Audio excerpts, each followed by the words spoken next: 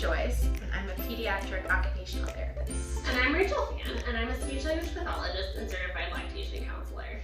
We're going to talk to you today about choosing transitional cups to use once your infant is ready to move from the breast or bottle towards a big kid cup or water bottle. We're going to visit Target in just a little bit and show you some of our favorite and least favorite cups. So you can know what to look for in a transitional cup, and also how to alter some cups that you might already have at home in order to better support your child's oral development. So when people think of sippy cups, frequently this is what we're looking at, is something with a spout like this. So what do you think of these, Gwen? Rachel, this has an interesting spout that kind of looks like a bottle.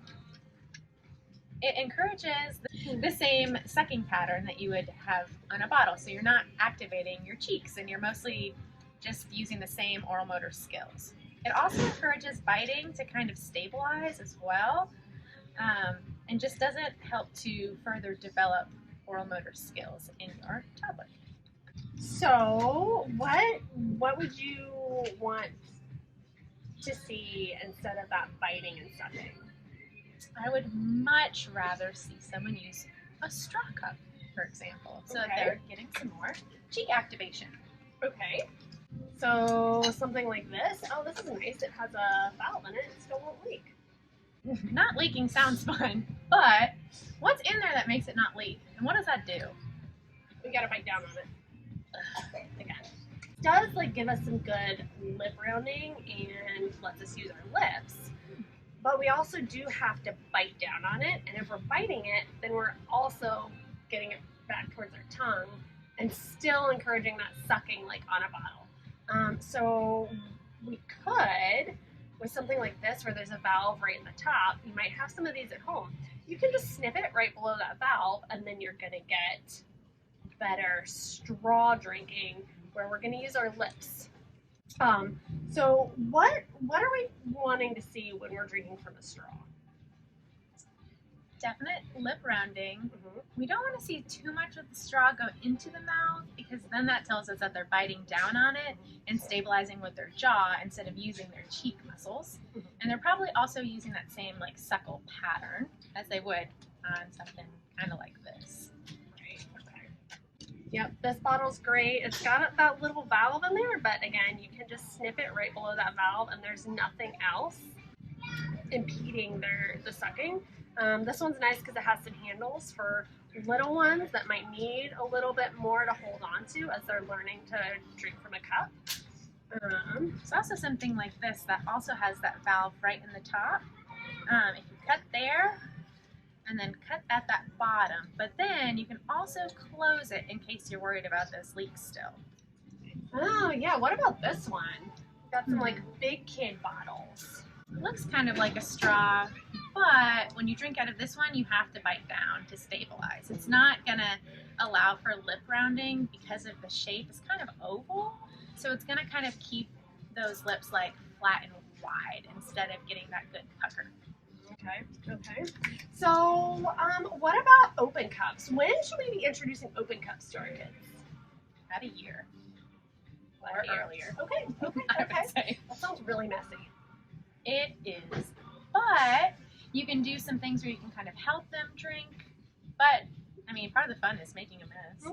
That's how they learn. Yeah. So take them outside, let them play with water in the bathtub if it's, cool outside, or, just to give them more opportunities to play with pouring water in ways that you're not going to be so concerned with messes.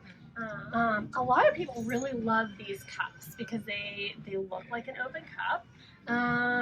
It looks like it's going to encourage that same cup drinking as an open cup, right? It is deceiving.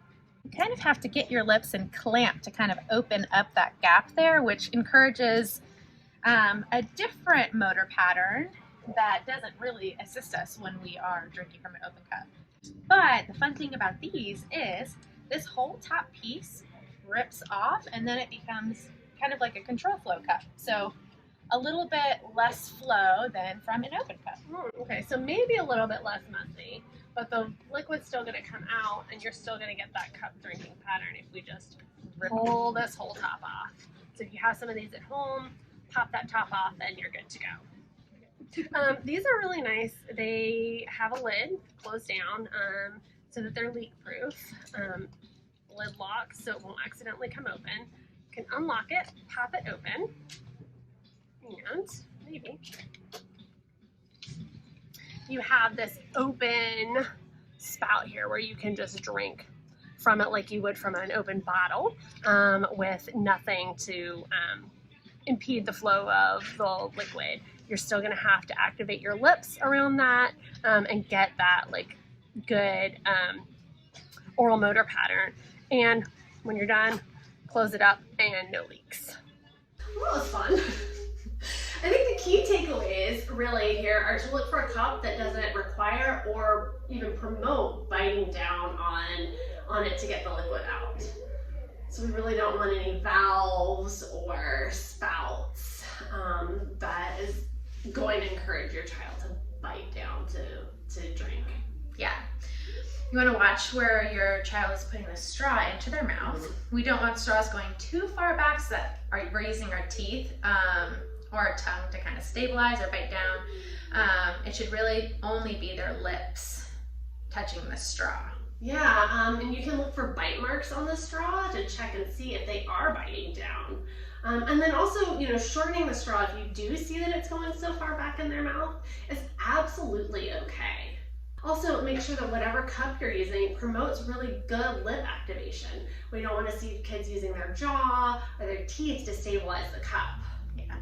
We should see good lip rounding around the straws. We don't want to see them biting down on the rim of an open cup either. That's a really good point. Thanks for watching. We hope that you found this information helpful. If you have more questions or concerns, please reach out to the therapist here at Emerge.